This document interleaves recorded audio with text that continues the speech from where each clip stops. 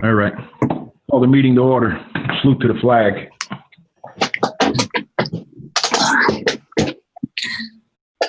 Pledge allegiance To the flag of the United States of America, to the republic for which it stands, one nation, under God, indivisible, with liberty and justice for all.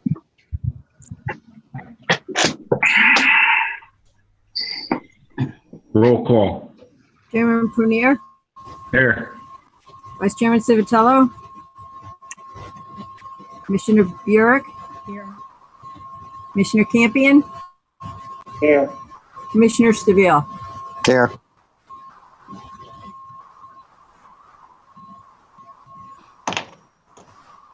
Okay, reading of previous minutes and approval.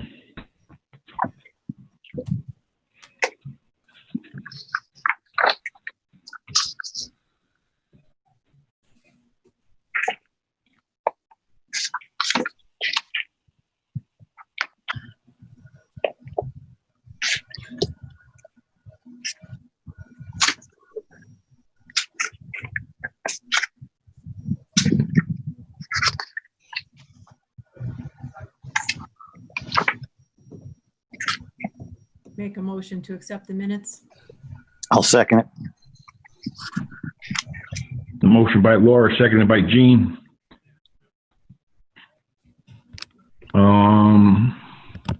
Roll call.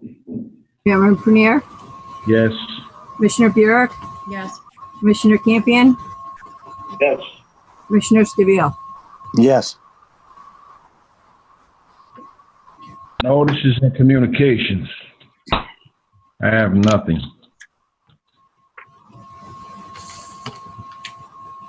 Diane? No, I don't have anything. Chief? Negative. Okay. Officers' reports.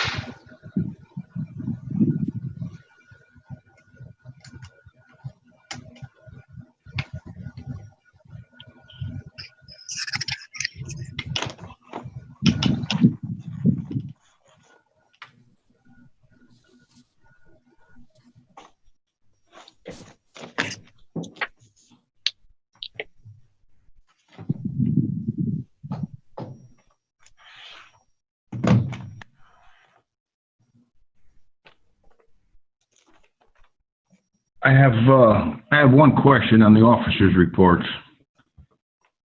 I see in Deputy Chief Esposito, one of his things, he met with Captain Murray and parties involved in a complaint. I mean, was that something that we should have been notified of, or? I mean, I know we don't want to discuss it right now, but I mean, was it a civilian complaint, the guy's in the firehouse? I mean, I was never notified. I didn't know if anybody else was notified about it.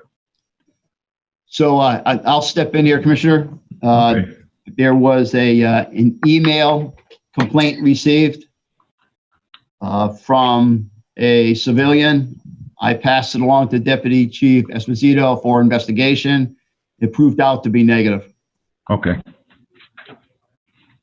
Thank you.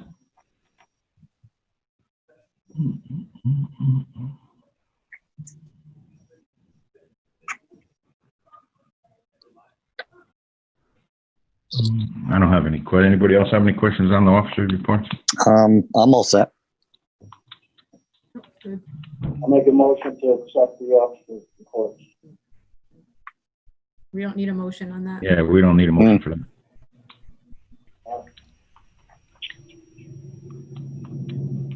Reports from commissions and committees. I don't think anything other than, there wasn't nothing with the pension this month either, right? It was what we call pension of the investor, the pension that holds the investments. There was a phone, a Zoom phone connection hookup, which I didn't attend. So I don't know if Anthony has anything to add to it, but that was basically below the finance. Just one quick thing before Anthony has it. Chief, I guess Joe's waiting to get accepted in. Yeah, he just popped up. Okay.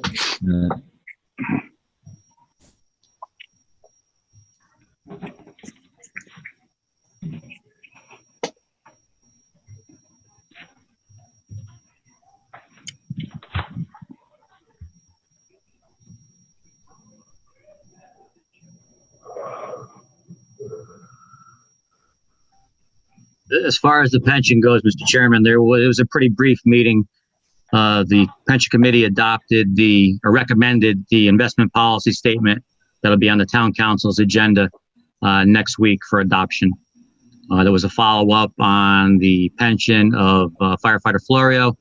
Aside from that, it was pretty uneventful meeting. Okay, very good. So Anthony, wasn't on the town council discussion the other night a request for the finance subcommittee to meet to discuss the pension? That's correct. Finance committee is having a meeting this coming Tuesday at 5 p.m. with 3 or 4 different items, one of which you are 100% correct, is a discussion on the pension for firefighters.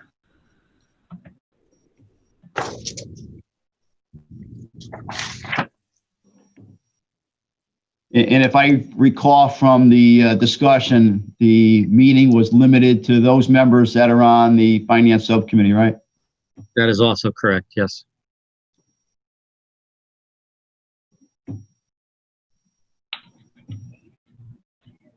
I'm here. Nice to have you.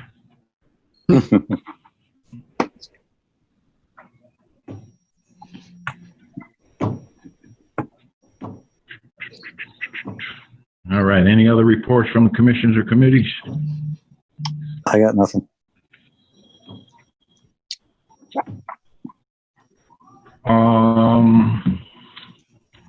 Report from the chief. Good evening, everybody, and thanks for joining this Zoom meeting. And I'm hoping that this is probably our last of the Zoom meetings. On Monday, the town hall will partially reopen based upon appointments. And I know historically in July, we don't have a meeting, but we may need one. But July 20th kind of becomes the next opening of all communities in Connecticut. So we'll have to see how things progress. But a lot of the discretion is based upon information from the local health director and their discretion to allow us to do certain things.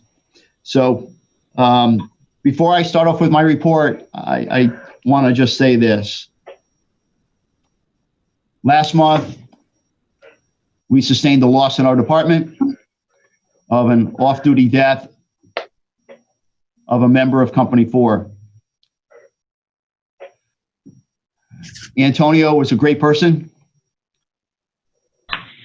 The honor that was provided to him at the All Saints Cemetery was tremendous. There's probably more and better words to describe the event.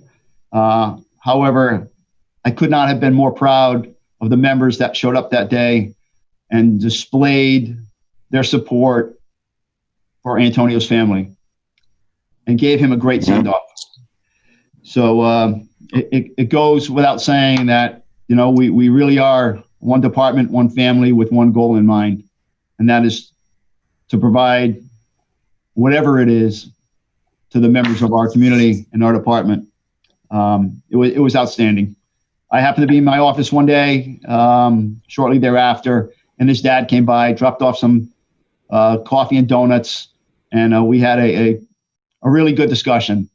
And you know, I allowed him to vent because that was good for him. And he really, really appreciated everything that the department did for them. Later on, I'm going to bring up an idea that was brought to me, and I would hope that we would get the support to make this happen. So let's see. I will say that you have the typical monthly reports by way of email. And again, I know it was late getting out, but I wanted to try to have one package sent out as opposed to multiple emails. I know what a pain that is. So you should have the monthly report of fire and EMS calls for service for the month of May and the year to date. You should have the incident type summary, the response time, time on scene, counts of incidents by alarm hour, counts of incidents by alarm day, as well as the apparatus status report. So just as an FYI, we know that since March, we witnessed a decrease in the amount of calls.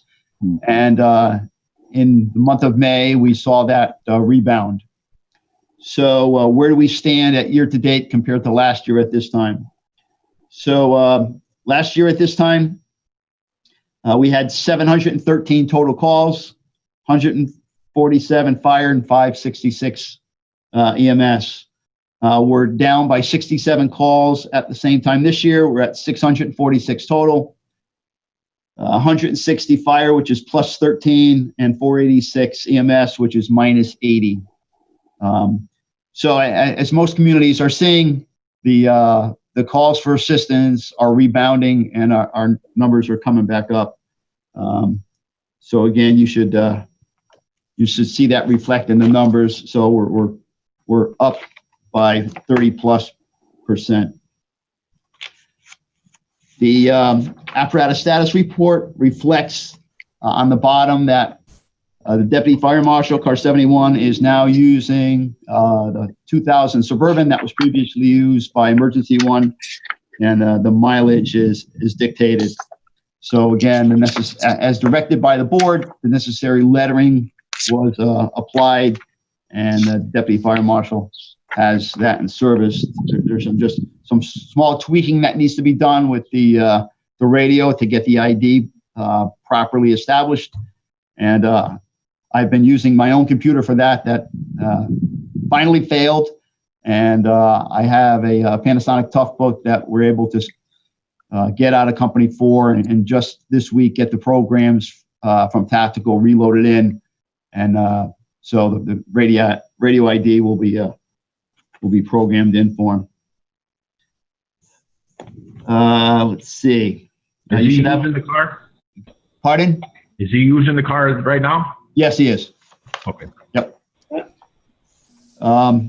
Also, as part of your package, you should have a copy of the ambulance service budget as well as the fire department budget that dictates where we stand overall. So on the ambulance side, 95.2% of the budget has been spent. And on the fire side, 93.4% of the budget has been spent. On at least one occasion, I have closed out POs, provided information based upon the permission afforded by the board, forwarded it to the town council for budget transfers to pay bills. That will be ongoing.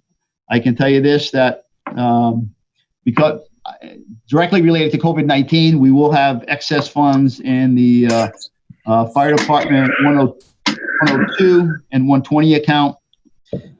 So that that'll be transferred to make some payments in other account categories as we continue to move forward. Again, I'll remind the board that because of the decrease in calls for EMS services next year, as we reevaluate funds taken in from collections, you will absolutely see a decrease in that amount.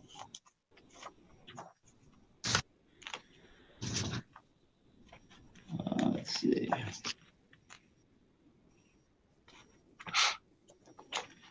Let's see. Just some. I'll highlight some other items under fire and EMS administration. It looks like it looks like not this coming week, but the following week, there will be a Zoom meeting with the factory reps from E1. So this is an old business item that I'm discussing. And that is directly related to the pre-build construction meeting that will not take place on site at the factory, but is being done virtually. And that's the process that E1 has adopted. So I'm just waiting for a final word from the factory as to the time and day. So is there any savings in the virtual meeting over the factory meeting? I can't tell you that exactly. I would have to get that information from E1. We all know that certain funds are allocated in the total cost of a bid for travel to the factory. I need to remind everybody that this is not a bid as we historically know it. This is a purchase through HGAC buy. However, there should be funds allocated that will not be used based upon the total cost of the truck. So that we will find out as soon as we meet with them. As everybody knows, operations during COVID-19 is ongoing, and it requires a lot of work, a lot of communication among our partners, region-wide, numerous Zoom meetings, many days of the week, many hours of the day, and it's a continuous process, especially as it starts to reopen communities and open up more of Pandora's boxes. So it's enlightening to say at that. There's been continuous communication with our New England radio system consultant concerning the project that is ongoing between police, fire, and public works. I know that he's had some telephone conversation with our radio vendor about the need to do some noise studies, and that was provided to me today.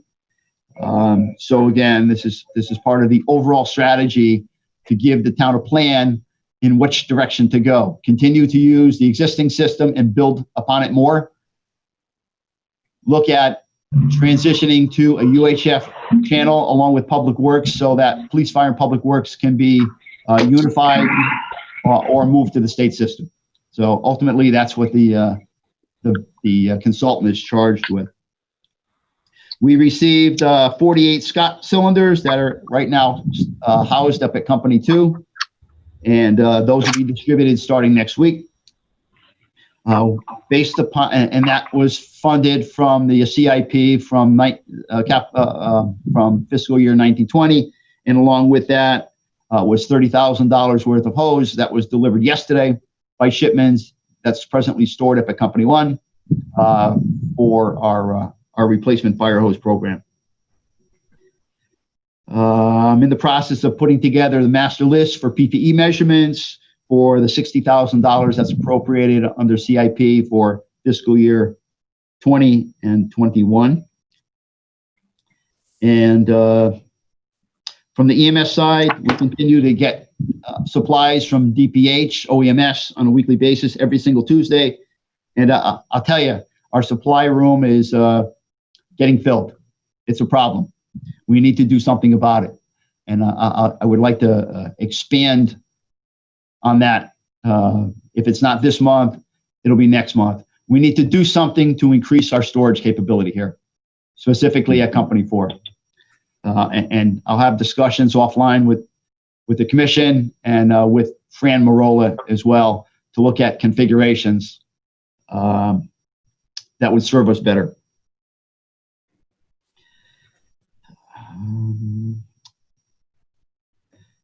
Let's see. We continue to follow up on information that we get on a daily basis from the East Shore District Health Director with regards to COVID-19 positive patients. And we have been told that the stats that come out of the state aren't necessarily correct. And the numbers have bounced around a little bit, both the number of positive and those that have succumbed to COVID-19 or have believed to succumb to COVID-19. So it's a challenge for our local health department at best. And finally, again, I thank the commission for their cooperation and all the work that has gone into scheduling and the company's manning and providing the celebratory drive-bys throughout the town on an ongoing basis. The list grows, and I'm guessing that at some point the decision of ceasing operation would be on the plate of the commission. Last month, I saw a significant peak in fuel use. It did drop this month. Even though the calls dropped, fuel use was up, and we know how we can directly attribute that. So again, it would be at the discretion of the commission as to continuing that process. But I'll tell you this, it does require a lot of work from the company members, even if it's one person taking one apparatus to an event.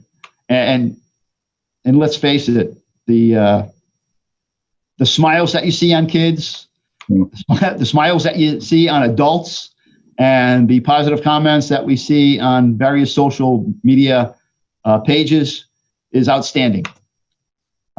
We were on, Engine 1 was in the parade of vehicles last night on Channel 8 as the town welcomed home the longest hospital stayed resident from COVID-19 over on Glenwood Road.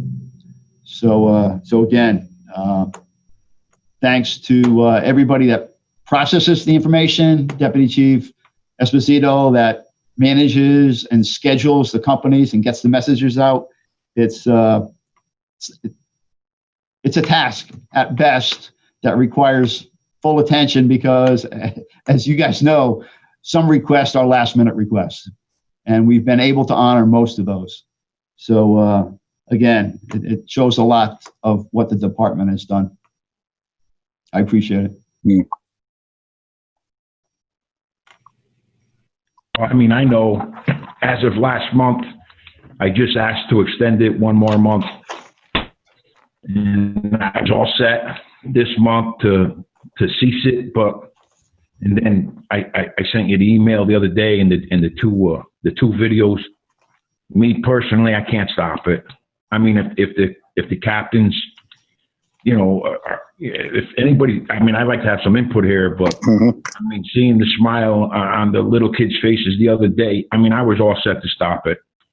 But, you know, then that video the lady sent and to see the smile on the kids' faces and everything, I mean, it's just real hard for me to say stop it. And then the next person that calls and then they're going to say, oh, the fire commission stop it. I mean, I understand that the companies are going, you know, and Deputy Chief Esposito, you know, is getting out everything to us.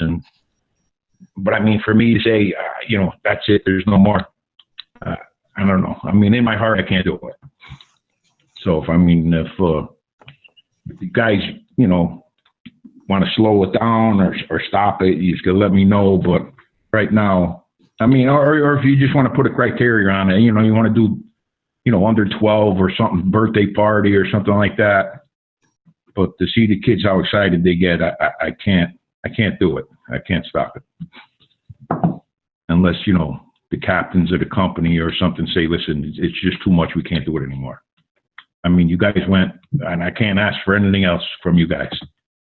You know, since this all started, you all went above and beyond. Like I said about Easter, everybody gave up their whole Easter to take care of the town. So, I mean, I'm sure the town is more than appreciative. I mean, and everybody that sends pictures and comments, they all say thanks to, you know, you guys are great. We have the best fire department in the, you know, in the state and whatever in the country. You know, how could you stop it? So, if somebody has an idea, please let me know. Mr. Chairman, Yes. it's Steve Trino. The only thing that personally our company finds a little bit challenging is anything that's before 3 p.m. during the week. It's not really conducive for any of us to get out there and get 5-6 guys in Company One's kind of been stepping up for everybody in that avenue, but it's just really hard for us, what I would consider normal first shift hours. It's hard for us to get the trucks out for that request. And people, and that's the whole thing. People are requesting it. They're not expecting it. So, if they do request at 12 o'clock during the weekday and we can't do it, we can't do it. I think, townspeople realize it. We haven't had a complaint yet where anybody said that we didn't show up.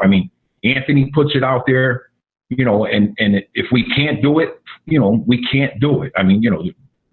Can't say we ain't trying, you know what I mean? I don't know of any that we really didn't do. And like you said, if it's almost impossible, company two might step up, company one, but there's going to be a time where there's going to be nobody around, and we just have to, we're sorry, but, we're doing everything feasibly possible. So, as far as like you said, there, certain times are certain times. If there's nobody around, there's nobody around. But like I said, also, if you guys feel, there's going to come a time where we're going to have to stop it, but I wanted to wait until they opened up the state to see, now the kids will be going back to school, hopefully, So, well, as of right now, as far as I'm concerned, I would like to leave it open, but like if somebody has any other idea, let me know. Commissioner. Yes. Personally, I think that we have to have a cutoff date at some point. Personally, I think the state's starting to open up. People are going to stop wanting to do drive-bys because people are going to start having parties again. And personally, from talking to the guys from Company One and stuff like that, it's starting to get a little, I won't say strenuous, but personnel-wise, we're not getting as many guys as before because people are starting to go back to work and stuff like that. It's starting to go back to normal, I guess you could say. Okay, what's the chief? What's the next date for the next stage? June 20th and July 20th. All right, you want to say June 20th? As of June 20th, we'll see some. Anybody have a problem with that? Do we have any that are already promised out? After June 20th, or maybe just said. I believe he's right. I think people will start having parties. I believe the last one on the schedule right now is the 13th. All right, so you want to put a cutoff date of the 20th, as of June 20th? Anybody have a problem with that? The only thing that I would say is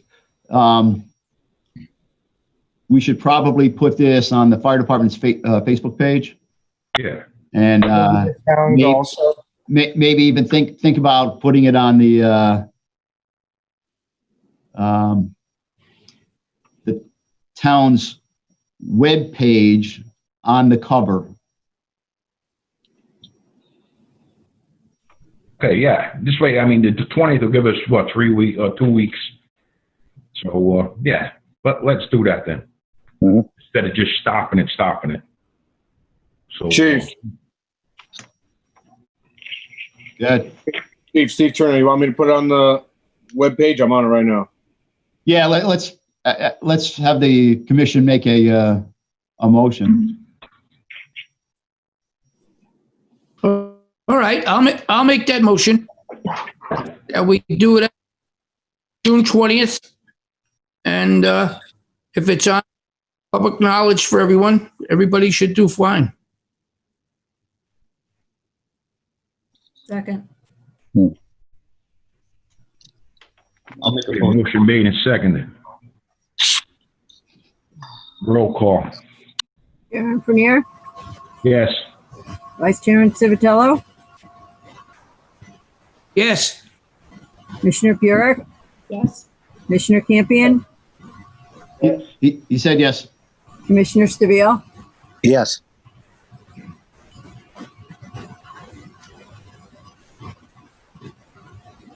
Okay. Anything else, Chief?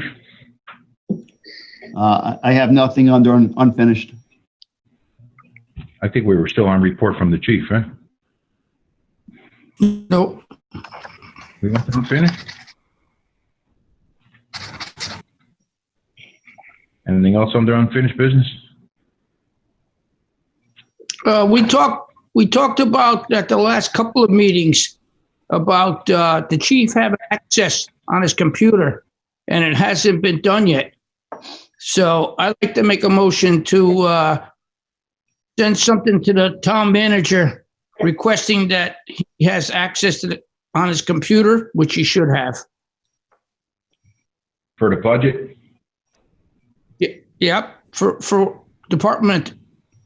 department. Excuse me. So I'll just clarify that. Head chief. Access and training.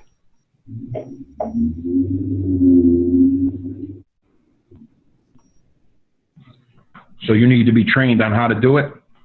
Absolutely. Okay. Okay. All right, I'd like to amend the motion to that.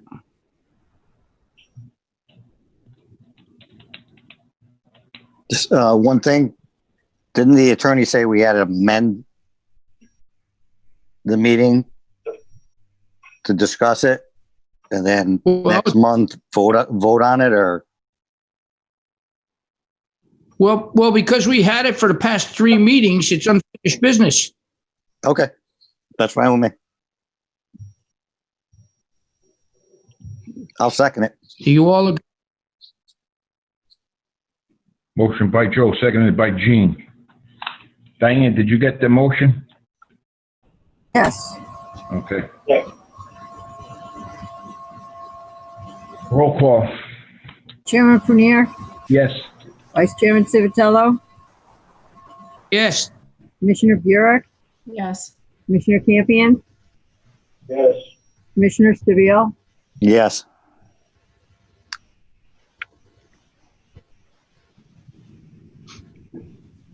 Okay, any other unfinished business? All right, new business. Discussion in action, reorganization plan.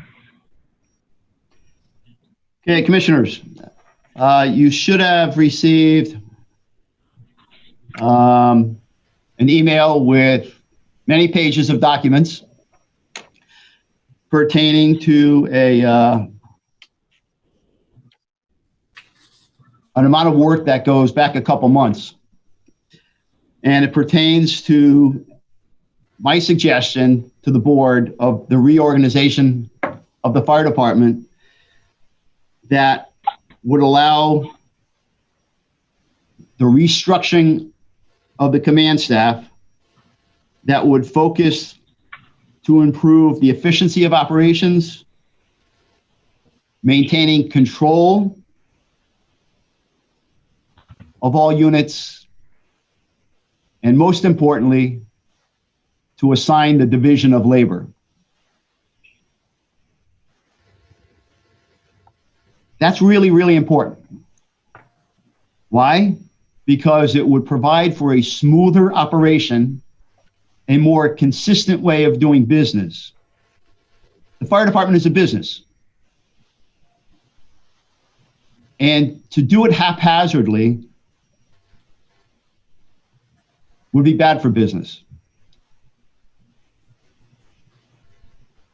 When it comes to operations, it's often confusing for who does the company captain call to get something done.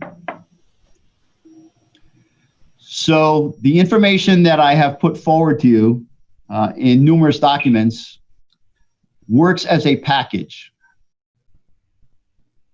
So you have had the package. I appreciate all the assistance that individuals who have dove into this process have lended. Commissioner Burek for all her time in review and correcting typos and language, et cetera, over the last couple of weeks.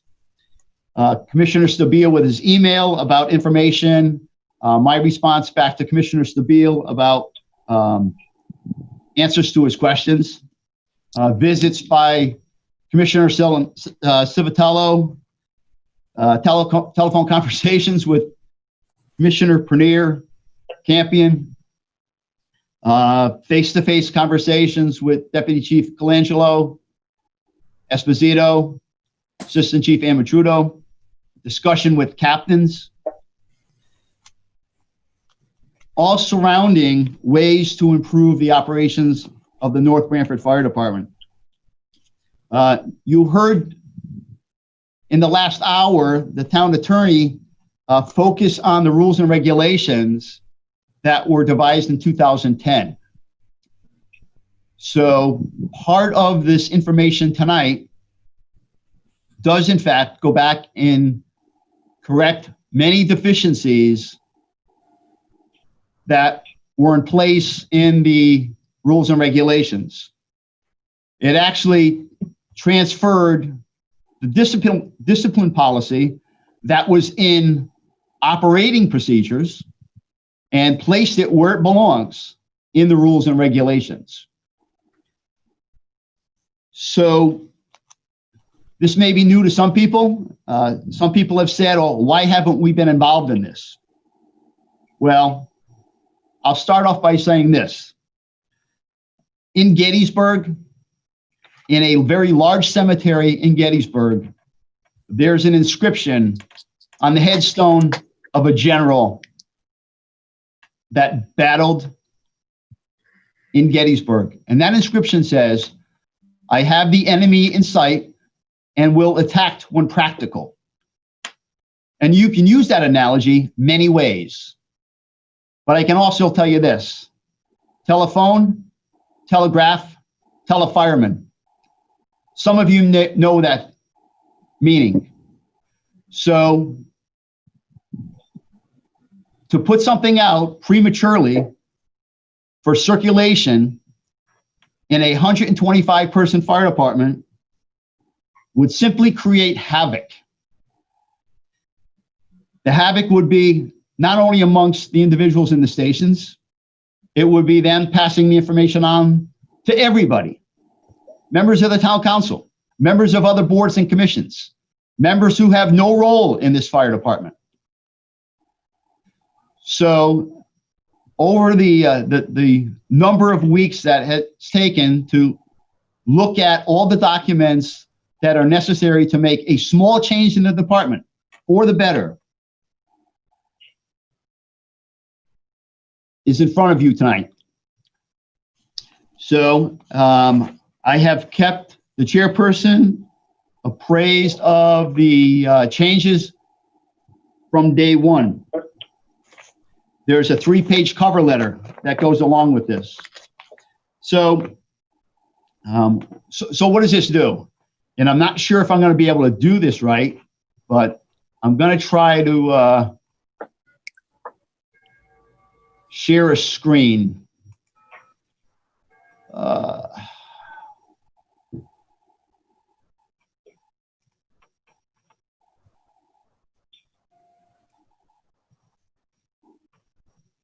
What do you have up in front of you?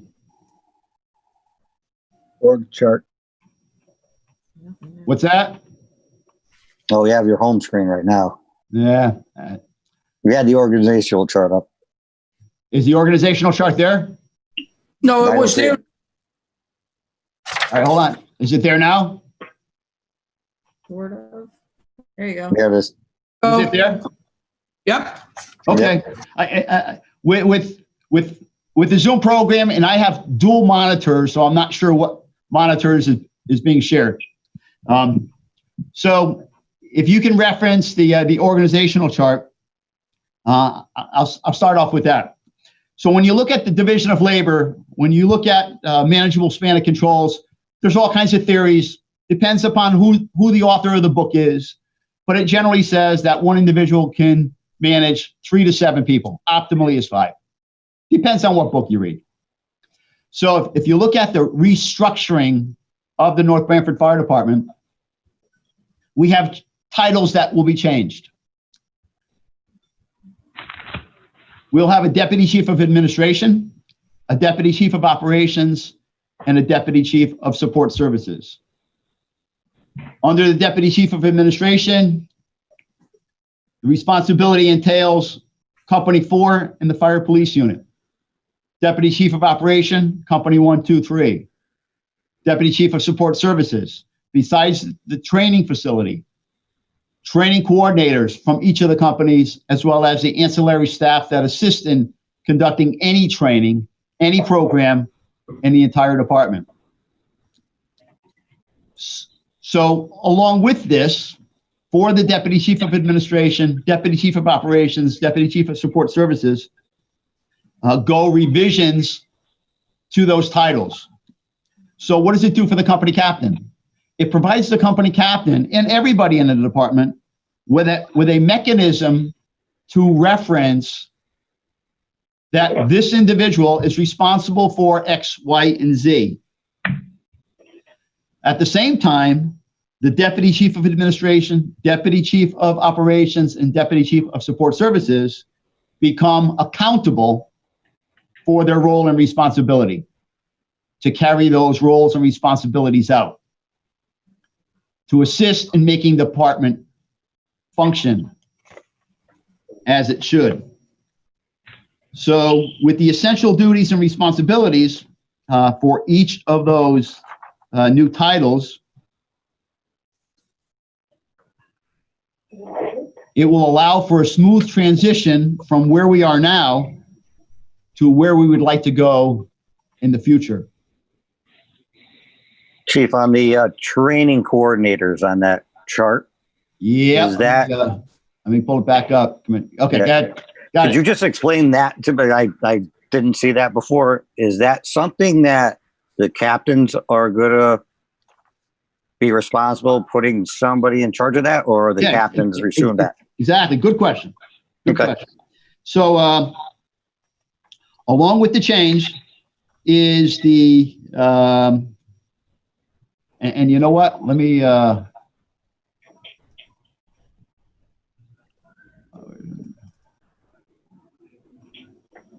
okay, can you see that memo? Yeah. Mhm. All right, perfect. We got this down.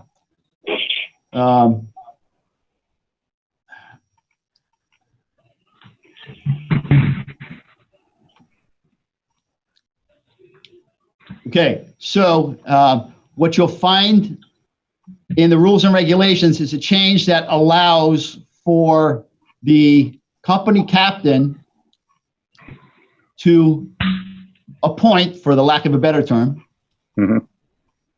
an individual who has some level of expertise and qualification based upon that captain's skill, knowledge, and ability and working knowledge of the company to designate a company training coordinator. So that training coordinator would be integral to implement training along with the Deputy Chief of Support Services at the company level. Okay. So it gives that company another tool to facilitate training. I tried to do something a couple months ago. It didn't work out. So this is another option. So along with that, and I'm glad you brought that question up, because it further identifies that the captain of Company 1 will be charged with managing the special operations related to technical rescue. And that's the tools of the trade on Rescue 1. It gives the captain of Company 2 the management of special operations related to hazardous material response. That's the specialty of Rescue 2. It also gives the captain of Company 3 the management of the department's unmanned aircraft systems or drone program that will be housed on Rescue 3. So it further identifies different positions in the department that improves the level of how we function. I have to figure out how to get back onto the main screen here.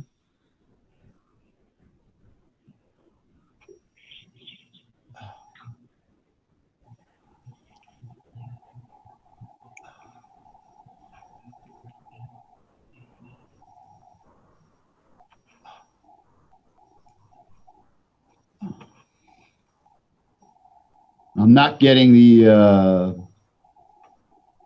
deselect shared screen come up. Stand by. Okay.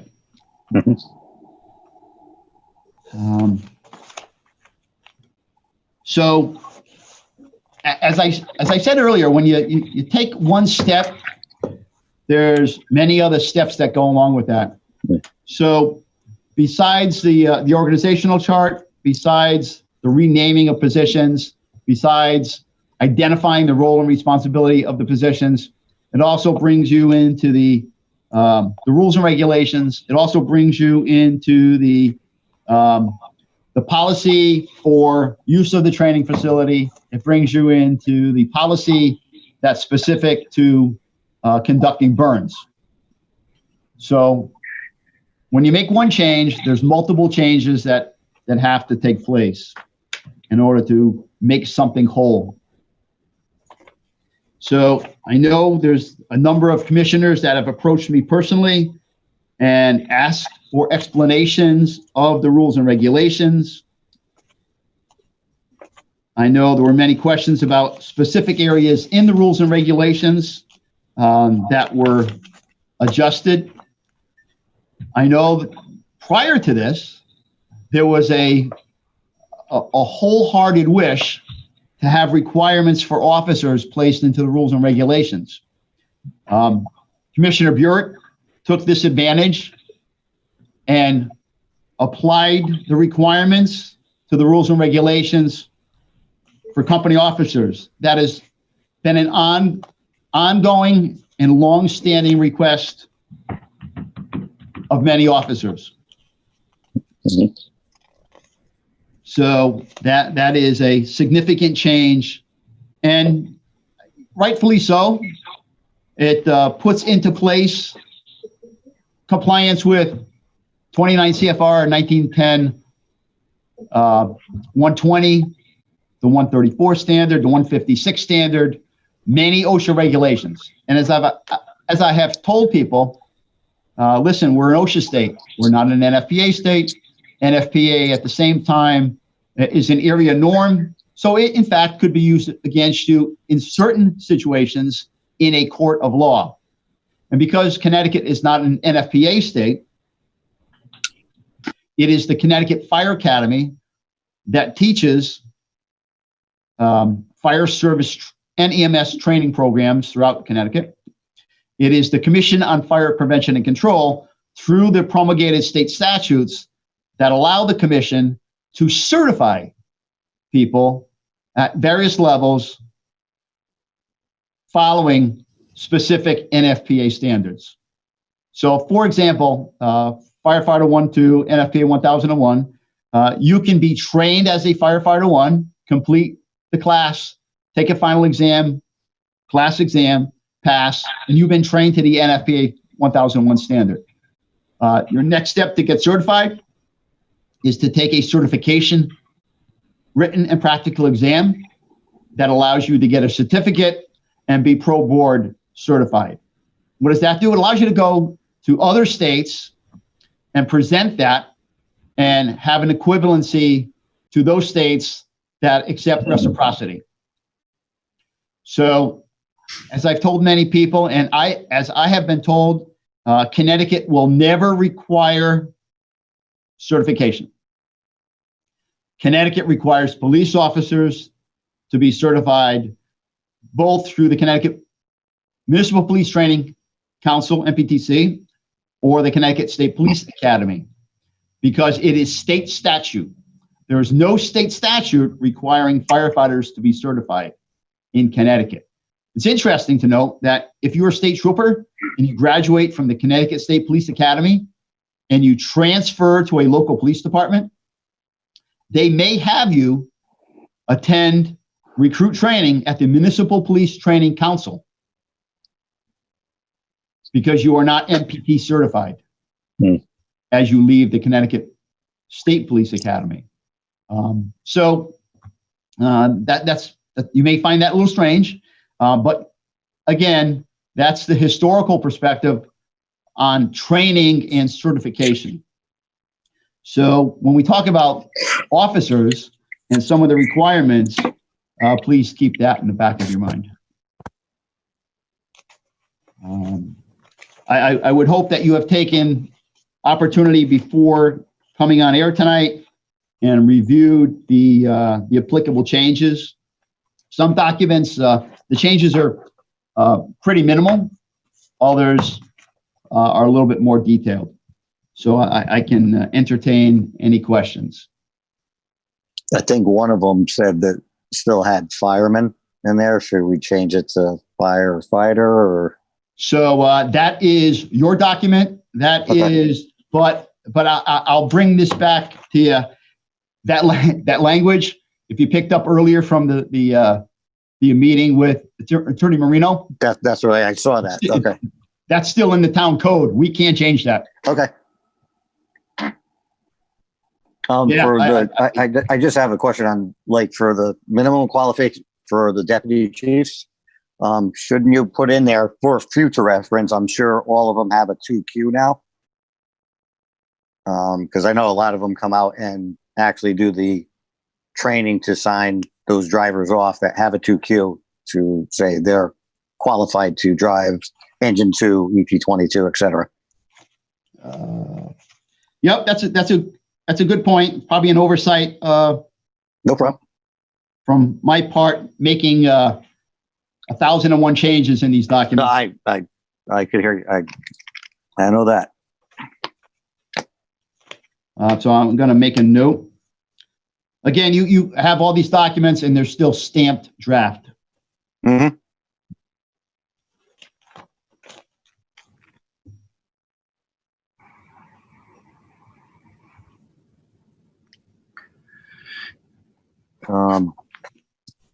I didn't get a chance to talk to the other deputy chiefs.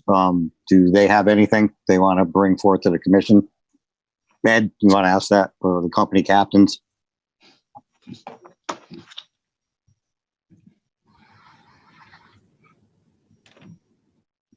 Anybody still there? Yeah, ask anybody had any questions. Anybody have any questions? Like the chief, the other chief officers or the captains? This is Anthony. I'm all set. I'm good. Do you want to go next? Yeah, I mean, I talked to the chief and expressed some concerns a couple of days ago, and I think I'm pretty good with it. I looked at the job description, and the qualifications seem pretty solid. So I actually talked to the chief and said I'd be calling you and going back and forth about the training and the concern you had about traveling, and that I would have no problem helping you out with that. I'd like to stay engaged with the companies with training and everything else. Sure. Don't want to be removed. So I said the same thing to Chief Colangelo. I said, listen, that there's expertise that I can bring to the entire department that others don't have as well. So, if it's appropriate, I would teach a class as well. That was my background for many, many, many years, dealing with many more, 4 times the time of people on this department. So, yeah, I mean, you got to use your best resource to your ability. So the way I understood it is any chief officer that wanted to run a class could run a class. Absolutely. Mm-hmm. So, I mean, in the beginning, we thought we were throwing people out of areas and not putting people in areas, but that's not true. I mean, anybody could go into the area. And I know a lot of the times in the last months, I mean, years, the captains were always saying, what do I do if this guy doesn't do this? What do I do if this guy? And, I mean, in this new policy, it takes care of all that. the captains have a lot more, control over their members. And I mean, as far as I'm concerned, I think all the questions that's been for months and years have been answered, as far as I'm concerned. So I can just give a couple of thoughts, if I may. yeah, good. Just very, very quickly, I'll share with the commission the same conversation I had with the chief. Given my druthers, my preference would have been the deputy chief of operations job, but that I absolutely would not stand in the way of having that come to be. As many of you know, from 1989 to 97, I was the deputy chief training officer of the department. And for like the last 15 years or so, I've been a operations deputy for Wilton and Westport fire departments. If the commission and the chief determine that the best place for me to be is to be the deputy chief training officer, then so be it.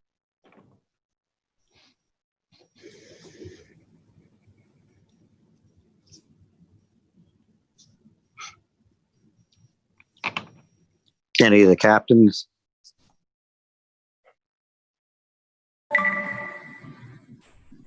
It's Steve Turner. The only thing I see as a little that I would offer a little tweaking would be none of the chiefs need to be fire instructor, but it's encouraged that the company captains are fire instructor. So why would we be more qualified than the chiefs that are supposed to be being above us? So, Captorino, remember that that's a recommendation. It is not a mandate.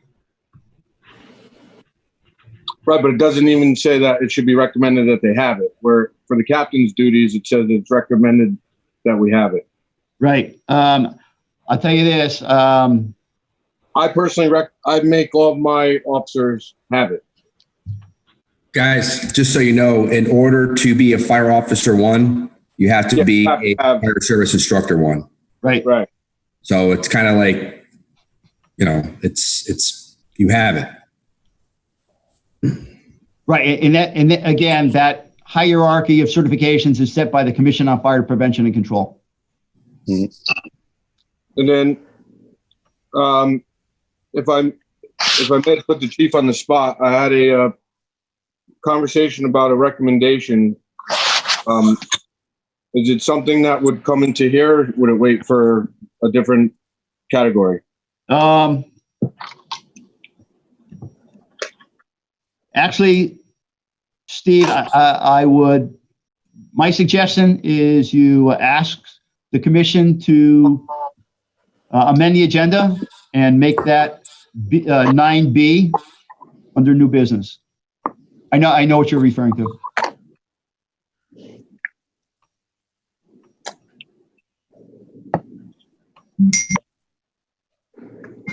So, Mr. Chairman, based on the recommendation from the chief,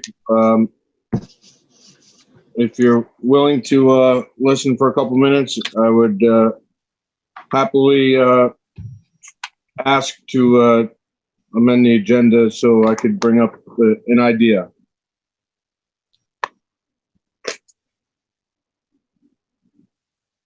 Does the idea have anything to do with the reorganizational plan? In my best guess, yes.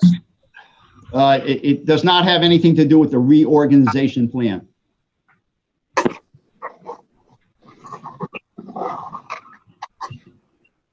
I'd like a motion that we amend the agenda to 9B, that we accept the new rules and regulations before we do anything about the reorganization plan, because one is going to affect the other. Am I correct? Yeah, you're right. And so there's a number of things that have to move as a whole. So 9A is a discussion and action on the reorganization plan. And then we have to look at the rules and regulations that would have to be discussed and accepted based upon the acceptance of the reorganization plan. The use of the training facility and burn policy are standard operating guidelines or administrative policies.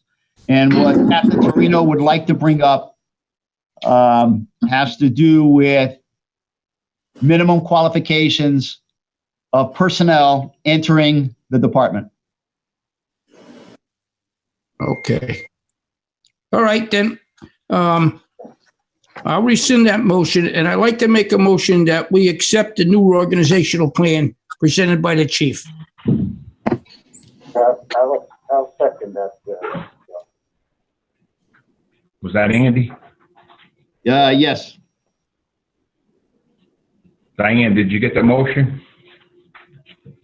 Yes. Yeah. All right, motion made and seconded. Roll call. Chairman Purnell, Yes. Vice Chairman Civitello. Vice Chairman Civitello. Yes. Commissioner Yes. Burek. Commissioner Burek. He's muted. Yes, sorry about that. Mayor Campion. Yes. Commissioner Stabile. Yes.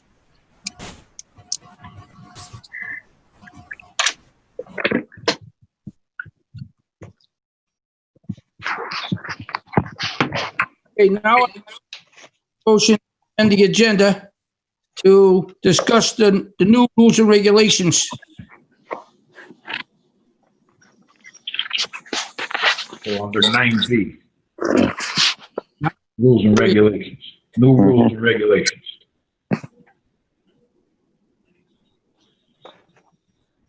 Second. Roll call. Wasn't Cap Torino going to bring something up under that? Yeah, that would be under 9C. Oh, okay. Got it. Mr. Chairman, are you under adopting these Adopting, rules and regulations? yes, that'll be 9B. So you're not doing it right this second? We're going to discuss it. Right now, I'm just getting it on the agenda. Sorry. Got it. Okay.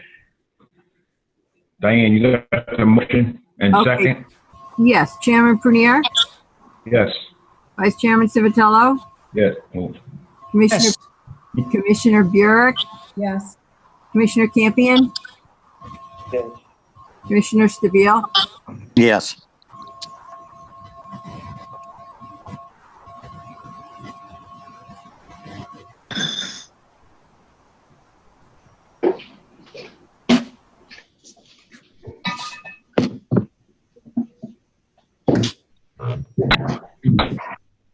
all right, somebody want to bring up the rules and regulations? Changes?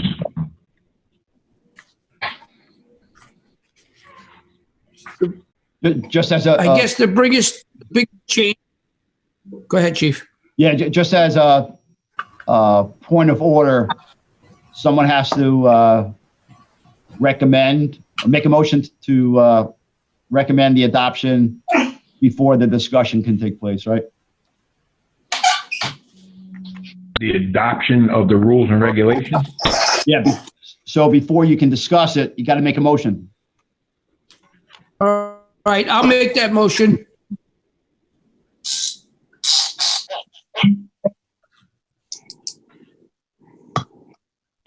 I get a second?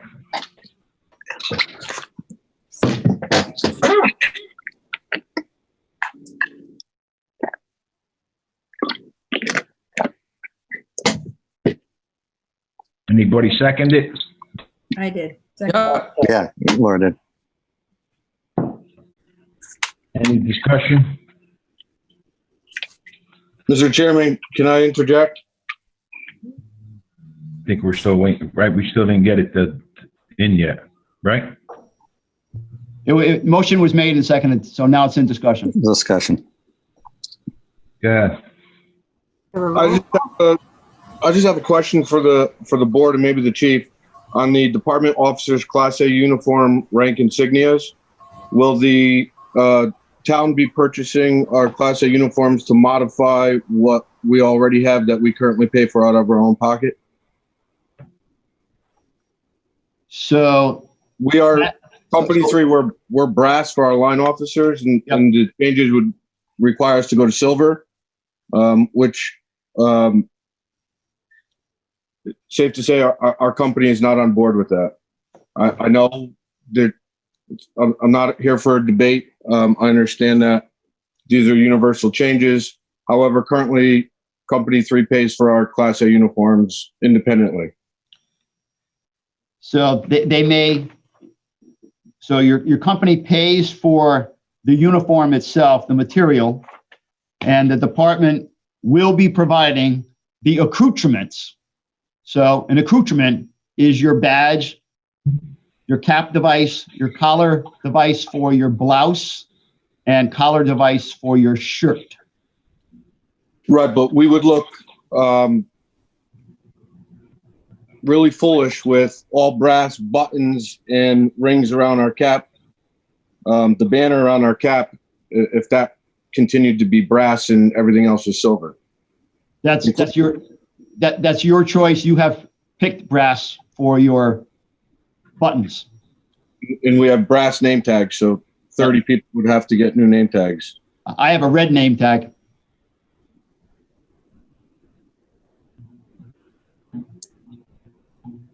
Does the rest of the department have red name tags now, Chief? No. Oh. No one has ever bought my name tag.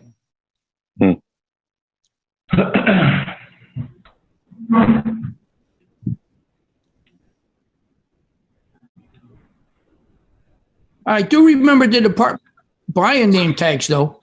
I've been chief since 2000. I've been chief since 2005. They've never been bought. Is Anthony Esposito online? Chief Yes, sir. Esposito? Yes, sir. Yeah, no, Didn't that one time we bought? I don't believe so. And I think to kind of jump on Captain Torino's comment, we do, it came to light basically when we went to Antonio's funeral. There's probably 17 different kind of name tags that we have going in our department. It's one of the things that we really lack uniformity on. So it's something that maybe at some time should be addressed. I'm not sure if you want to pick it up now, but it is, there's multiple styles of name tags that we have. And I would say, I can't tell you the exact number of different styles, but there are several. You know, I think that it kind of stems from maybe the companies over the years had different kind of styles. Some just had the red with a name. Some had titles. Some had years of service badges underneath it. All different shapes and styles. And it does come to light when we are en masse like that. It does look kind of haphazard.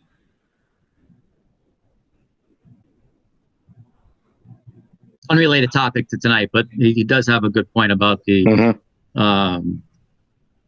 name tags. And to go to Chief Stewart's comment, yeah, he's 100% right. The department has not ever purchased. I think maybe 2 to 3 years ago, maybe 4 years ago, the chief did go out and buy hat badges for everybody, but not the nameplates. No. Okay, thank you.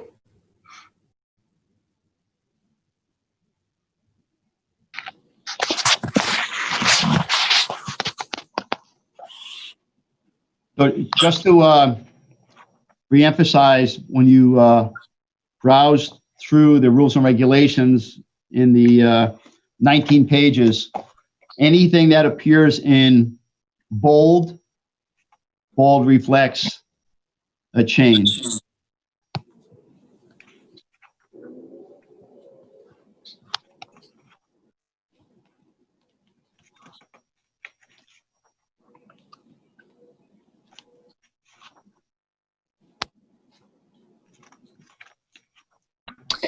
Just from me, this is my opinion.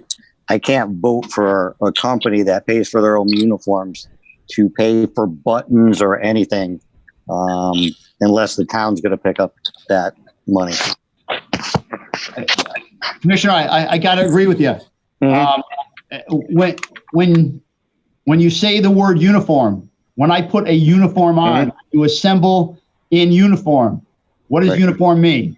Uniform, Everybody's the by same. definition, means all the same. Mhm. There's never been uniformity in the North Branford Fire Department.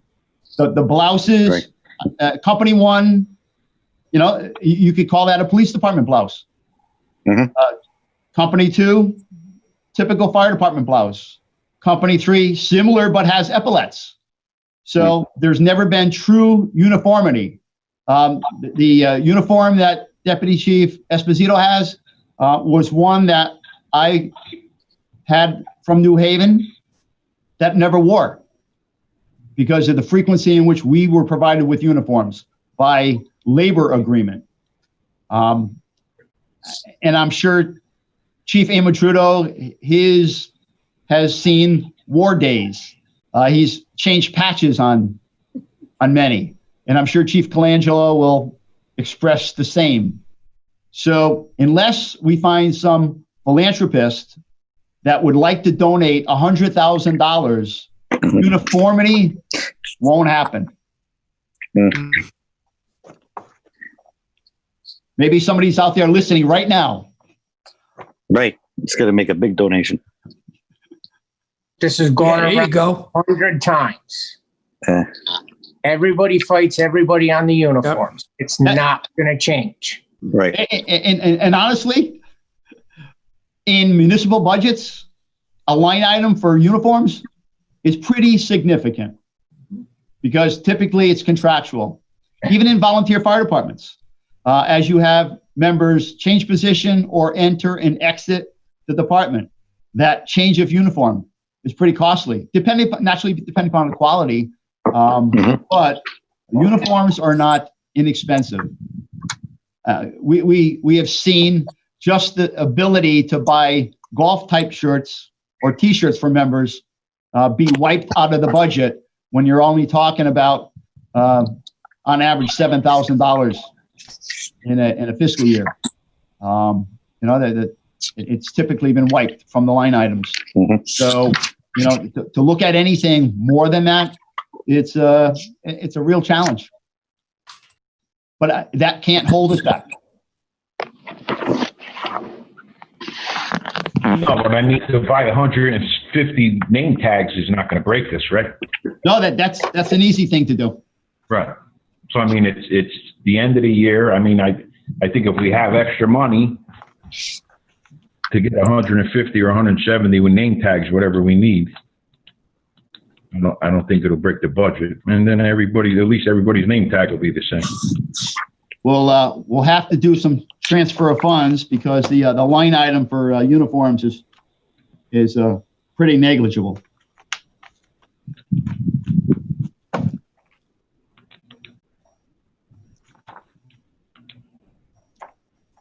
Any other discussion?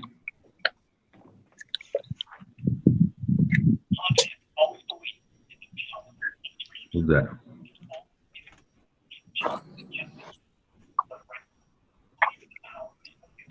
That's some voice coming over the speakerphone from Commissioner Campion. Yeah. Roll call.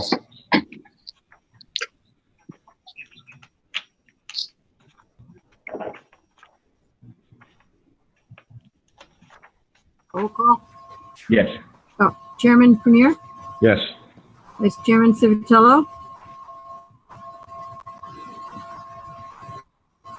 Vice Chairman Civitello, Yes. Commissioner Can't hear me. Yeah. Burek, Yes. Commissioner Campion, Yes. Commissioner Stabile, I'm going to abstain on that.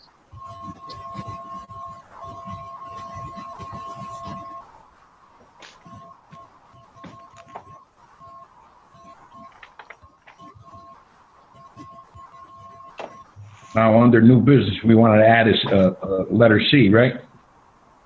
Yeah, that's for the documentation for the training facility, I believe, Chief. Is that correct? C is minimum qualifications, Oh, okay. entry level members.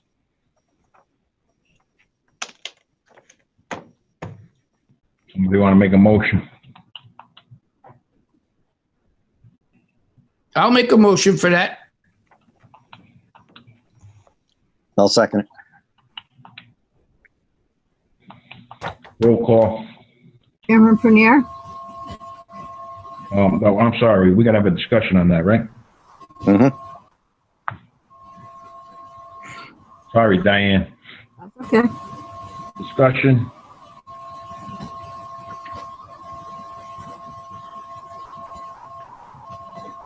Is this my 5 minutes? Mm-hmm. So, Steve, let me just interrupt. So with regards to item C, minimum qualifications, I may have missed it. Was the motion made and seconded? Yes. Okay, Mm-hmm. We're in the discussion stage now. thank you. Go ahead. I just I threw an idea to the chief for a conversation that may or may not need to be acted upon today. I think moving forward, I can't speak for the other two fire companies, but it seems that sometimes we tend to cherry pick what we want to do as a volunteer in the fire service. And with majority of the calls EMS, and then we also clearly have things that would be categorized under fire service. Not every member is qualified in both. So I understand there's people that can't, their time is passed to do one or the other.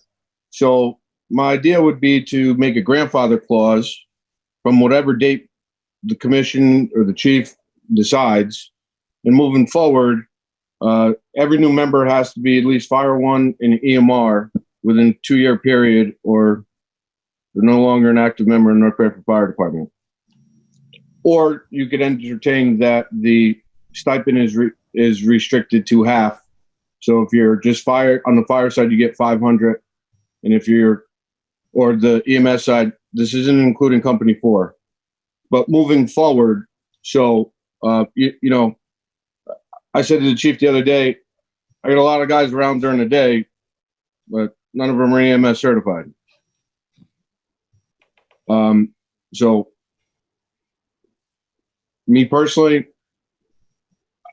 the community expects a service when you're a fireman, fire lady, fire anything, and to get the same as everybody else is not necessarily fair. I understand sometimes there's little restrictions. However, we need to evolve and move forward. I know other departments have it, other volunteer fire departments have it, and it's just something to consider moving forward. Again, you put the grandfather clause in there, and you're not affecting any single person in North Branford Fire Department as of this date. But moving forward, maybe go 8 months and see what the feedback is. But that would also force our hand to make sure that we have the accessibility to put these people through the proper classes.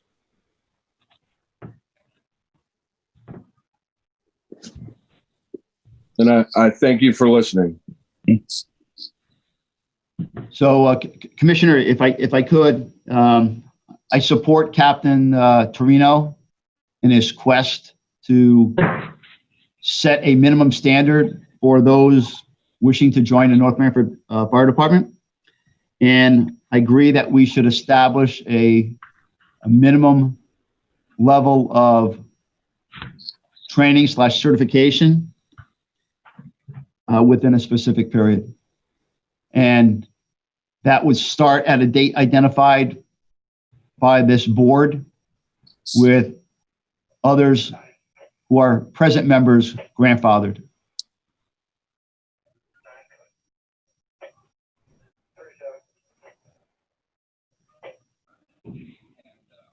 I agree with it.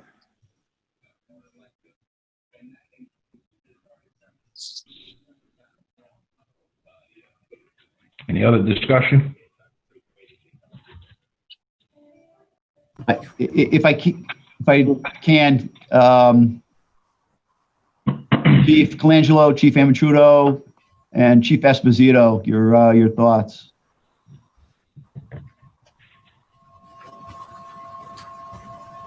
I understand fully what Captain Trino is saying. The only thing that would be a caveat is the availability of classes.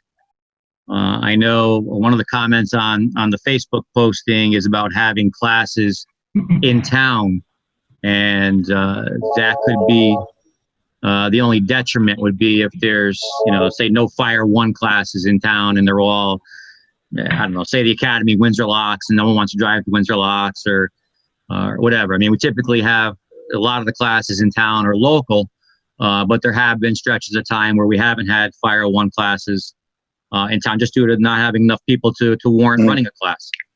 EMR, we typically run every other year. We were supposed to run one this year. And then with the pandemic, training got put on hold, and hopefully we'll resume shortly. So, I mean, that could be, a stretch, again, unless you wanted to go elsewhere and get the training. Again, we do it every 2 years, so you could have a person who joins right at that end of cycle 1 and may not just barely make the 2-year window. So there might have to be some discretion where an individual, can petition the board or the chief for like a waiver or a relaxing of the requirements if there's demonstration that there's no classes available for that person to take.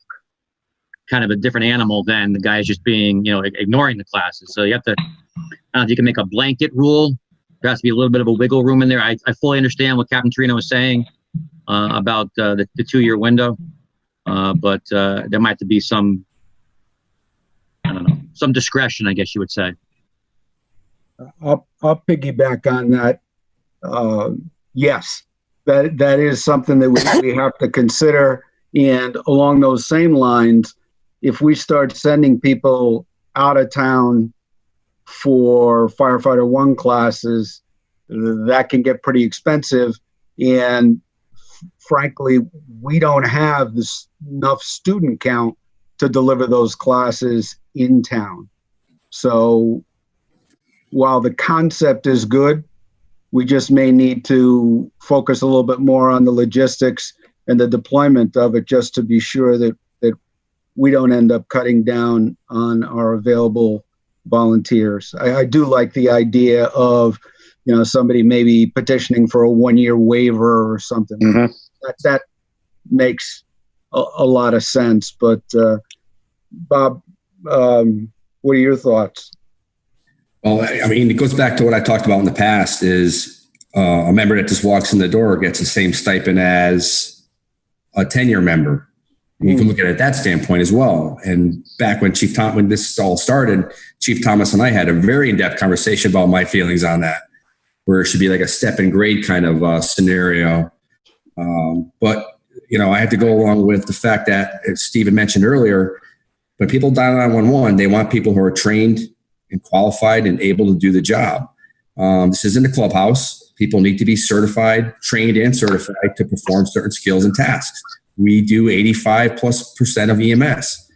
There are classes all over the place. Firefighter 1, there's at least 3 classes in the area between Valley Chiefs, Middlesex County, and Gateway.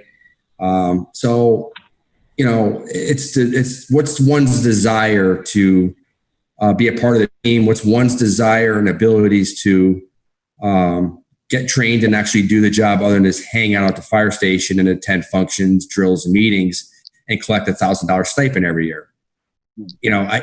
There's all kinds of ways of looking at it. And I do agree with Steve about levels of certification. If you have this certification, you'll get this stipend. If you have both Fire 1, Fire 2, or EMT rather, or AMR and Fire 1, you'll get this. I understand that too. You can talk all day about this topic. We have talked about this in great detail in the past, back when we started it. So I have mixed feelings about everything, but the availability of classes, it's there, although not in town as much anymore because of the student base, but they're there. And it's what's one's desire to actually do the, and perform the skills as a firefighter or EMR or EMT in the fire department. So that's What are the outside classes running now in terms of cost? Just the cost for the student and the book, the $1,250, about $1,250 per person for firefighter 1. EMT's probably up close to 15, give or take. The hours have increased and it's clinical time and everything else. But Anthony, you said that you've been working on that every other year, except for, and I understand what's happened recently, but every other year you've been doing the EMR. So the EMR may not be the issue. Sure. Okay. No, true. Or to go back to, Bob's comment, there's probably EMR classes that are held in the off years around us as well. So if someone doesn't want to wait the 2-year cycle, we just do that based on the numbers. It seems every 2 years you have enough folks to make the class, decent size. But in the off years, there's certainly opportunities to go elsewhere to get the medical training as well, whether it's EMT or EMR. Yes. One last thought on this. It's not my personal opinion, but I have heard this from other departments. One of the concerns is you bring a new volunteer in, and their first 2 years, they spent most of their time not as a member of the department. They spend it sitting in class, and that has caused some issues in other departments. I don't know if it will be a problem for us, but I can understand how you can't have a situation where a new member just doesn't feel part of the department because they're not spending a lot of time there. And that's not my personal opinion, but I have heard that a number of times. And that's my last thought on that one. I think we've been pretty lucky because up until March, when COVID challenged us, the applicants that we have received, they're coming into the department qualified. They're coming from other volunteer fire departments already trained. They're transitioning from one community to the next into North Branford, already trained. So we've actually been pretty lucky. Granted, there are some that have yet to fulfill the obligation and get the certification. But I think overall, we're not doing too bad on grasping members that have the necessary qualifications to basically go right to work.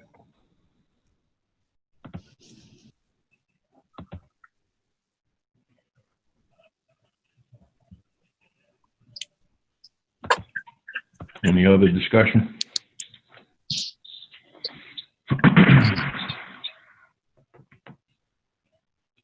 One point I'd like to bring up, Commissioner, I know it's we talked about it in the past, and just going back to the numbers that Deputy Chief Colangelo just mentioned. I think the board really needs to revisit the policy on making folks pay up front for courses until we get burned once by the individual. I think for a new member to come in and put $1,500 out of his pocket to go to EMT class, and then say, oh, well, we got to pay $1,200, whatever it is, to go to firefighter 1 class.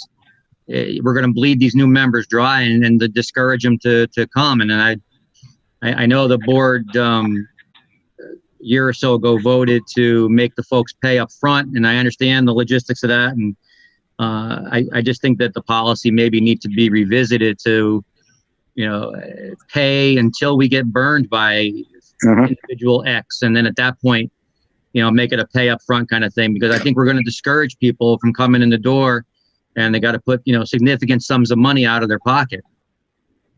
And I said, unless the person burns us, I fully get it, and we've had history with some folks, and I know who Deputy Chief Colangelo is talking about when he under that scenario as well. But I think until an individual burns us, we need to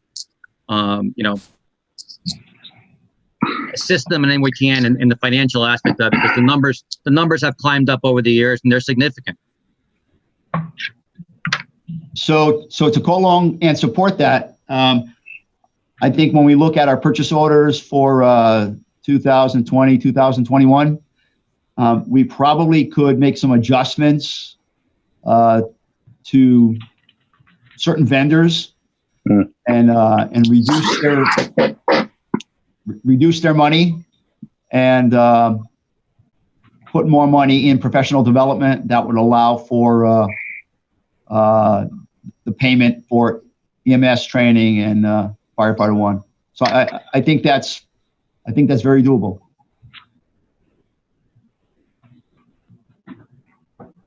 So the way I see it is if we get 15 new members and they got to be fire one and EMS. So out of our pocket, we're looking at like $38,000, right? It's just for classes. If they come all at once. Now put a set of gear on them, you're up to 41,000. And that, as you know, far exceeds what we have in professional development. Right.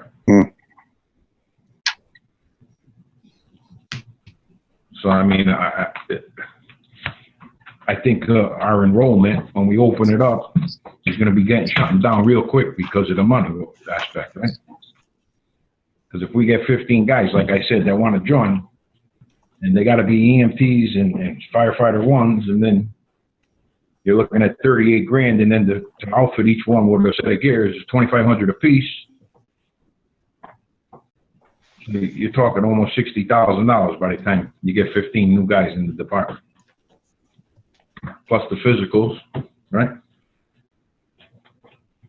Conversely, just to go back, even if we had the individual pay and we reimbursed them, the dollar amount would be the same. So it's a matter of the logistics of having whether the town pays up front or the town pays in the end. The town's going to pay either way if you get 15 new guys going, new firefighters going to, EMT class or fire one, whatever, assuming it's not an in-town class. So the numbers aren't going to change. It's just a matter of, is it money up front or money in the end? The town numbers isn't going to change. I just think it's going to discourage people if they find out they put these huge sums of money out. And like I said, until we get burned once by an individual, from that point on, anything else could be, pay up front and get reimbursed type basis. Yeah, you just got to hope you don't get burned by 7 of them at one time. Exactly. I think we need to put this on the agenda for next month to, like what Chief Esposito said, to amend that policy and word this minimum qualification policy. That's just my opinion. Yeah, I'd like to make a motion to table it. I'll second. Motion made and seconded. Any other discussion? So typically, the board doesn't meet in July, but remember, we can always meet by way of Zoom.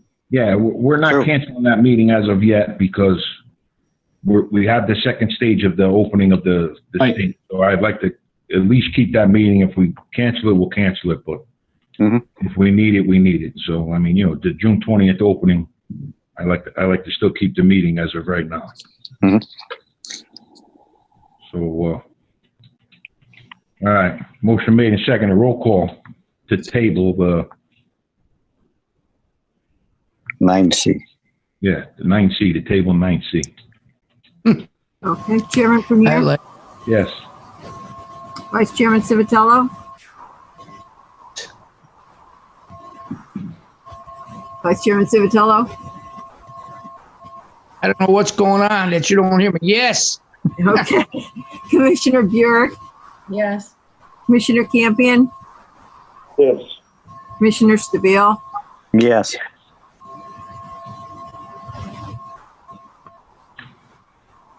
Okay. Public hearing and comments. I'd like to say something. Go ahead. I'd like to thank Mark Amatrudo for the amount of work and effort he put into Antonio's send-off. It was fantastic, something that companies weren't going to be able to handle on their own. And it took one phone call and he stepped right up and organized it and helped the guys get it together and did a really, really good job. And thank you very much, Mark. It was a privilege and my honor to do so. It was a team effort, and I could not have asked for folks, as you heard the chief say, to do any better than they did. It really was a great send-off, but thank you.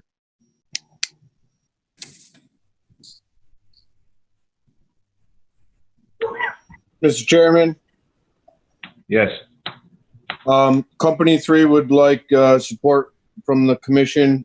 Due to everything going on, we're proposing a modification to our annual fund drive, which typically would be a door-to-door. However, we will need to still do stuffed mailboxes, and we are looking for an online donation platform. So we would like the support of the commission so we could go door-to-door, mailbox to mailbox, and drop these envelopes off the mailboxes.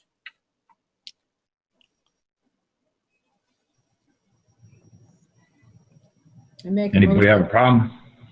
make a motion that we allow Company 3 to go mailbox to mailbox to do their donations this year. Second. Got it. Motion made and seconded 3 times. Roll call. Sorry about Chairman Prunier, Yes. Vice Chairman Civitello, yes. Commissioner Burek, Yes. Commissioner Campion, Commissioner Stabile. Yes. And one other that I would ask the support of the commission, if you don't mind. With the recent lease talks and the specific language pertaining to the 3 fire companies' antique trucks, where the town would only insure it if it's for department use or department activity. Is it possible for you guys to make a motion to allow the antique to go from all 3 firehouses to go out at least once a week to run and potentially get fuel, which the town doesn't pay for the fuel, but the antique truck will not be insured if it's not approved by the board up until December 2020.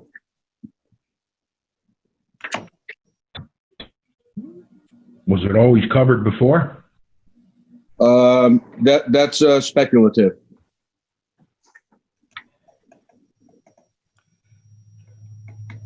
Are we in discussion?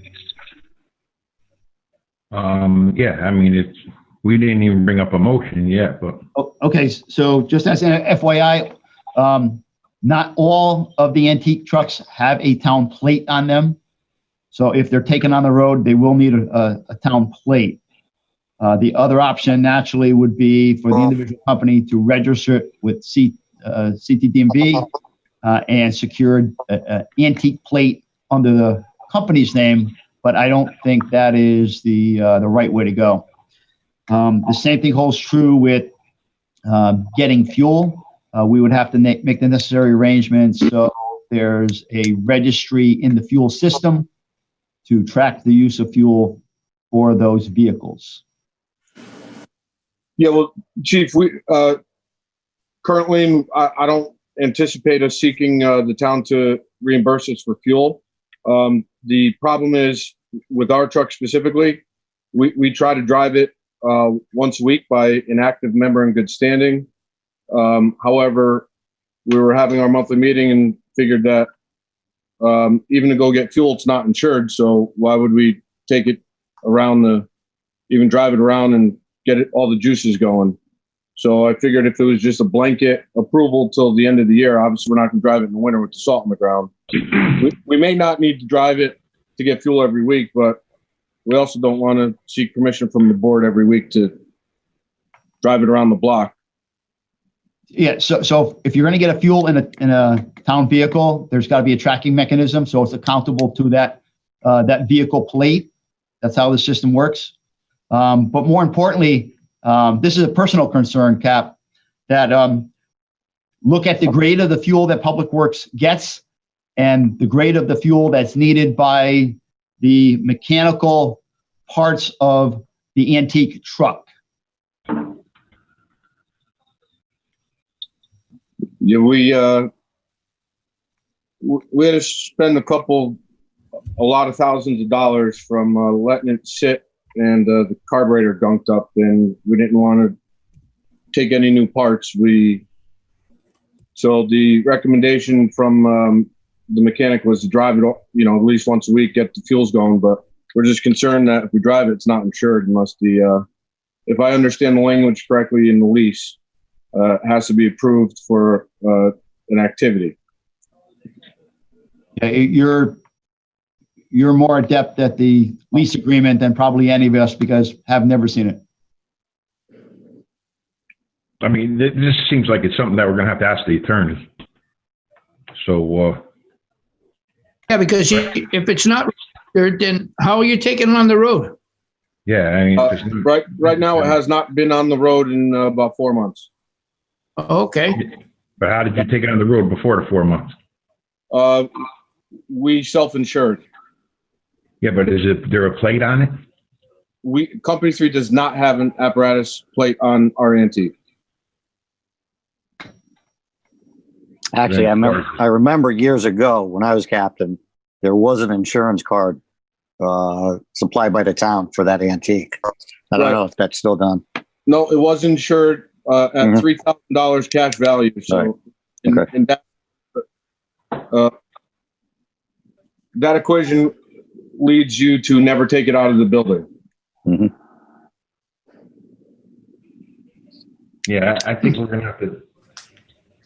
I don't know. I mean, I think we're gonna have to ask the attorney because, I mean, if the thing doesn't have a plate on it, then legitimately it's not registered. So how do you insure an unregistered motor vehicle? To get a plate, Commissioner, it's actually pretty simple. You get a plate. I can go to the Director of Public Works, who's responsible for the inventory of plates, and request one. Yeah. But I feel the pain from the company captains in all three companies with the antiques because of the insurance costs for their replacement value. And I got to admit that this whole insurance process has been ongoing for some time. It has now carried over into the lease agreement. And to this day, it's still carrying over with the risk manager with regards to equipment on the apparatus by inventory, what's covered, what's in the firehouse that's covered, not covered, and what type of list that the risk manager is requiring is still an ongoing debate. It is, it's a challenge. Well, I mean, I think if you believe you could get a plate and you throw a North Branford plate on there, then North Branford got to insure it. As long as there's a North Branford plate on it, that would be my. So it goes back to what Cap Torino said. To what extent is this valuable piece of personal equipment that Company 3 paid to restore, Company 2 and Company 1 in the same manner?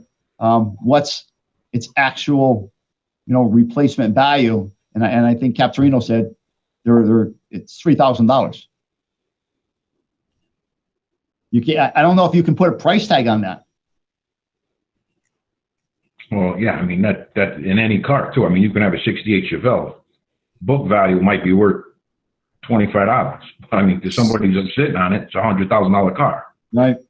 So, I mean, I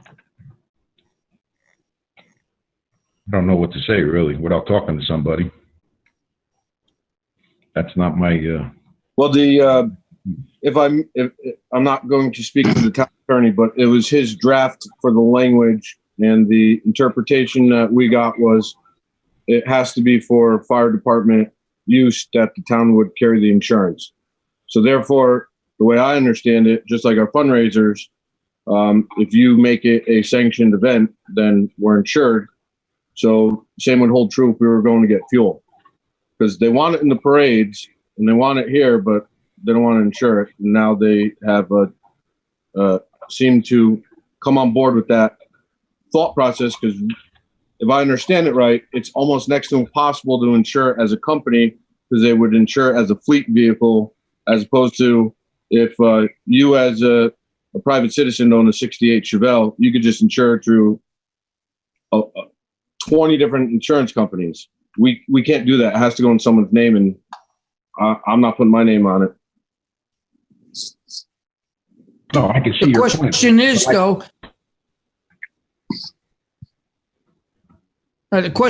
though, can they insure it if it's not registered?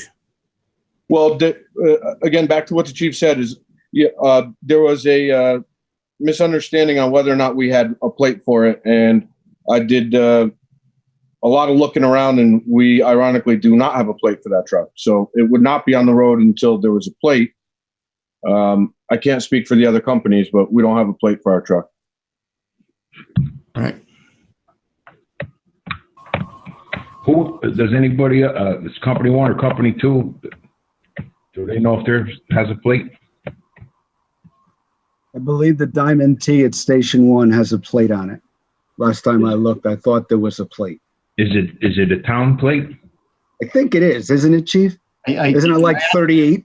Yeah, I believe it's 38. Yeah. It's number 38, yes. Yeah, NDR 38 is on the back of the 38. So the town is insuring it? As far as you know, or nobody knows? We're looking into our own insurance for it.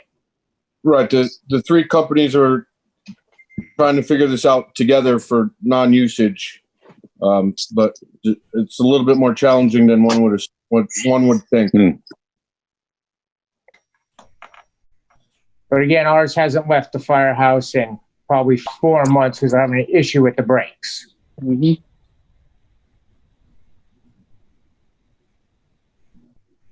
So do you know if company 2's has a plate?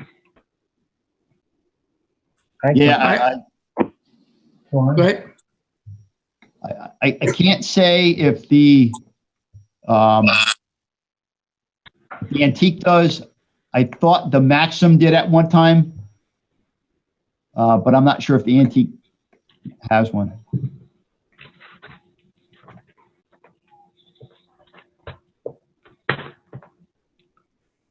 Well, if the other 2 companies has a plate, then we're going to have to get company 3 a plate for theirs.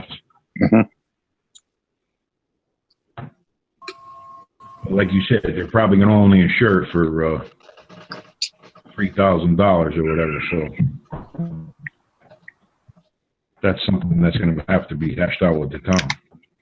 Cap Torino, what year is that vehicle? It's a 54 Diamond T. 1954? Yes, sir. Okay, thanks.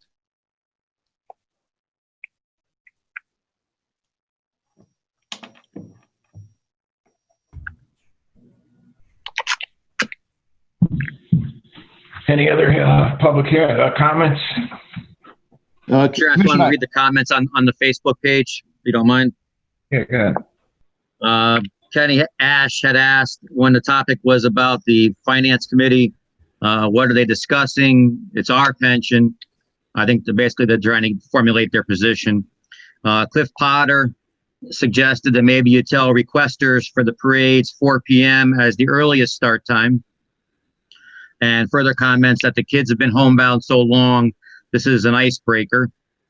Kenny Ash also asked about classes in town. Specifically, he was looking for, there was the discussion about Fire Officer 1 and Fire Instructor 1, and what are the chances of having those classes in town paid for by the department. And the chief just commented that, in-town classes, typically, there's no charge to the person, it's the out-of-town classes. But what Kenny was asking for, as the discussion was about the Fire Officer 1 and Fire Instructor 1 before, what are the chances of having those classes in town as well? Those are the only comments on the Facebook page. What was the one about the icebreaker you said for the kids? Cliff Potter was talking about the drive-by parades, and his comment, he had 2 comments. If we tell people that 4 o'clock is the earliest we can do that, it addresses Captain Trino's comment about during the day being a manpower issue. And he was basically just saying that with the kids being homebound for so long, the parades are a nice icebreaker, and he, recognizes how much the kids like them, I guess.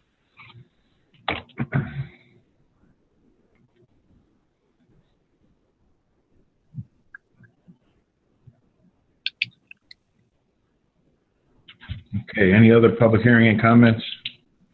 Commissioner, if I could, Yes. Deputy Fire Marshal O'Brien has been pretty silent there, but I'd like to call in John. And there's a lot of work that the Fire Marshal's office has been doing behind the scenes for COVID and reopening. And I would like him to just brief the commission on the role that the Fire Marshal's office has played with the ability to not only reopen the town, but town hall. So as the chair, if you would let them talk. Absolutely. Hey, everybody can hear me? Yep. We've been working with the town planner and the building official, and we've been going to the people. There's only maybe a half dozen that want to do the outdoor seating, and we've been inspecting them and advising them what they need to accomplish to open up, and hopefully that, going down the road. Right now, everything is temporary, but it's up to the planning commission whether it's going to be permanent or not, and we're just working on that stuff. Doing a lot of burning permits. All of them have been online. People have been emailing them or faxing them to us, and we've been emailing or faxing them back to them. So there hasn't been any person-to-person contact as far as that is. And inspections, we've only been doing the ones that are required. We did a couple of sprinkler inspections for ongoing construction and, things like that. But that's about it. Very good. How's the new car? It needs some work, but I tried today. The air conditioner didn't work, but I roll the windows down. Same thing. It's got cranked windows, so you can't even roll down the windows, but it's working. It's driving. It looks nice though. It's got a full tank of gas. That's it. Okay. Hey, when did we get an airport in town? It's got like an airport style big 7-1 on it. I thought we had an airport. Typically, not up to me. FAA regulations would be white letters, John. The graphics were not up to me, so got to talk to somebody else. I had to throw that in. Any other comments? Welfare for the commission for July 2nd, 2020. So right now, I'd like to keep that meeting. If it does get canceled, we'll let everybody know in advance. But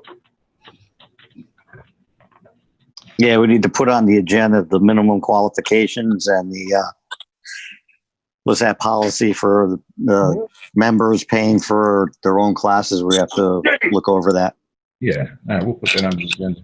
Okay. Not a problem. Commissioner, can you also add to the agenda a discussion on funding for a transport vehicle?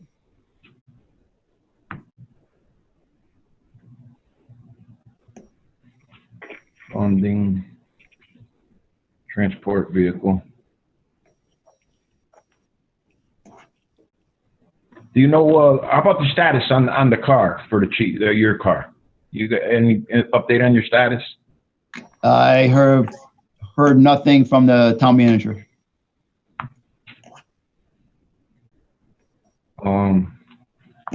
There was only 3 of them cars left, right? When I wrote you the letter, yes. So you don't know if we reserved one of them or not? That I have no information. You want to call him tomorrow or you want me to call him? You should probably call the town manager. All right. For unit. Minimum qualifications. And Gene, what was the other one you wanted to put on? The policy for the members paying for classes. Oh, yeah.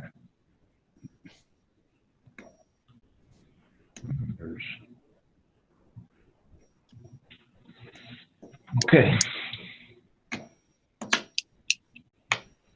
So before there's a motion to adjourn under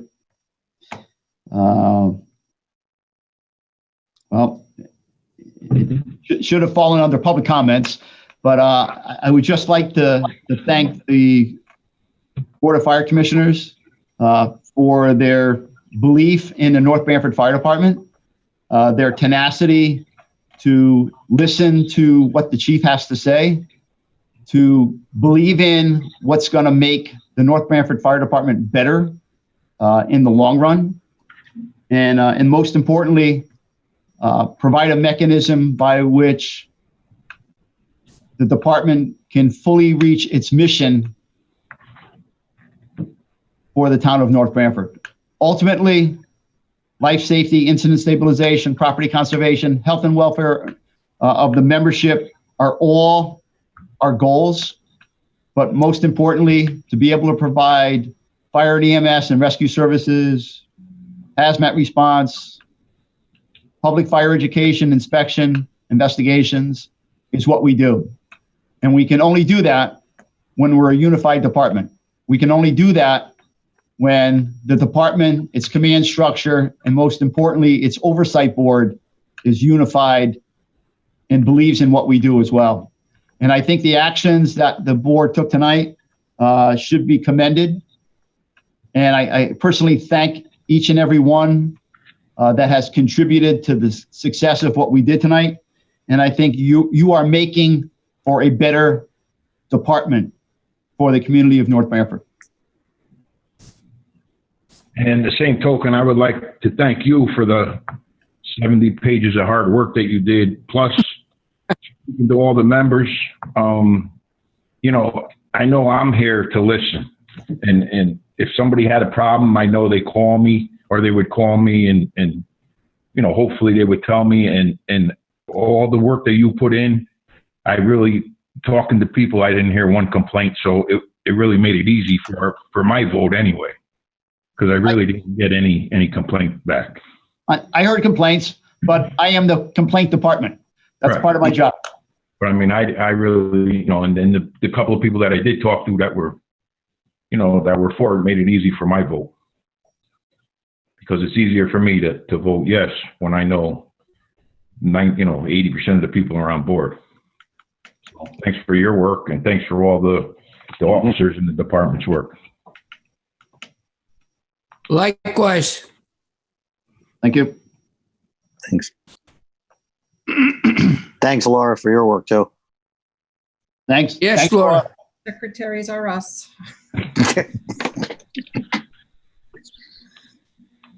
All right. Anybody for adjournment? I make a motion. Second.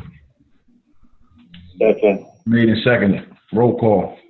Chairman Prunier, Yes. Vice Chairman Civitello, Yes. Commissioner Burek, Yes. Commissioner Burek, Yes. Commissioner Campion, Yes. Commissioner Stabile. Yes. Stay safe. You too.